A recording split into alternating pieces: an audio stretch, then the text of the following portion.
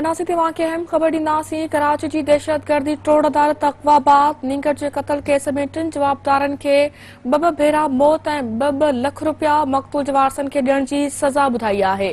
कराची जे ATC में अक़वाबाद नींगर जे क़त्ल case जी ॿुधणी थी। अदालत नींगर जे क़त्ल जे ॾोह में टिनि जवाबदारनि खे ॿ भेरा मौत जी सज़ा ॿुधाए छॾी आहे।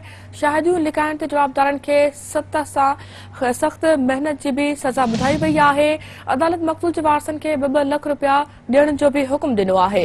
अवां खे नाज़रीन अपडेट कंदा हलूं पिया अहम ख़बर खां। कराची जी दहशतगर्दी टोड़ अदालत अक़वाबाद नींगर जे क़त्ल केस में टिनि जवाबदारनि खे ॿ भेरा मौत ऐं ॿ लख रुपया मक़तूल जे वारसनि खे ॾियण जी सज़ा ॿुधाई आहे।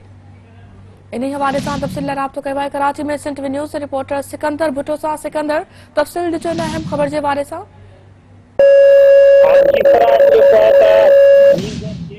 जवाबदारनि खे सज़ा ॿुधाई वई आहे। दहशतगर्दी टोड़ वारी अदालत जेके आहे 12 साल जो ॿार हुयो जंहिंखे अगवा करण बाद क़त्ल कयो वियो, अहिड़ो ॾोह साबित थियण ते टिनि जवाबदारनि खे जेके आहे त उहा सज़ा ॿुधाई वई, जंहिंमें ॿ भेरा मौत जी सज़ा अदालत पारां ॿुधाई वई आहे।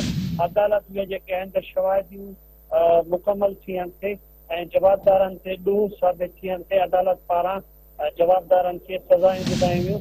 जवाबदारनि खे 7 साल कैद बि ॿुधाई वई आहे।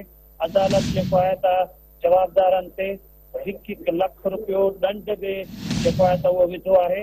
अदालत जवाबदारनि खिलाफ़ जेको आहे त फी कस 2 लख रुपया मक़तूल जे वारसनि खे बि ॾियण जो हुकुम जारी कयो आहे।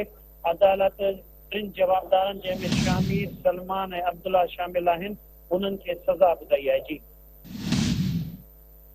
ठीकु आहे सिकंदर, वॾी महिरबानी अवां जी अपडेट करण जे लाइ।